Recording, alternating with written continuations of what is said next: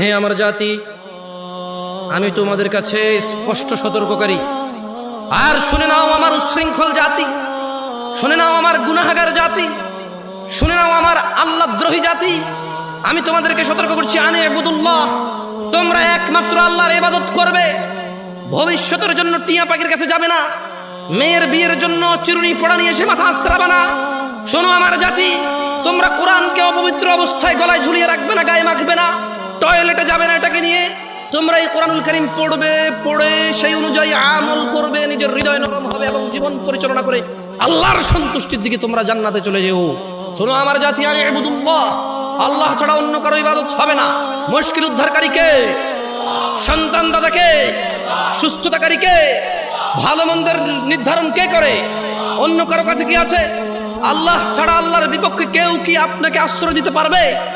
আল্লাহ যদি আপনাকে আশ্রয় দেয়, কেউ কি আপনার ধ্বংস করতে পারবে? আল্লাহ যদি আমার আর আপনার জন্য জাহান্নামকে নির্ধারণ করে, কেউ কি উদ্ধারকারী আছে?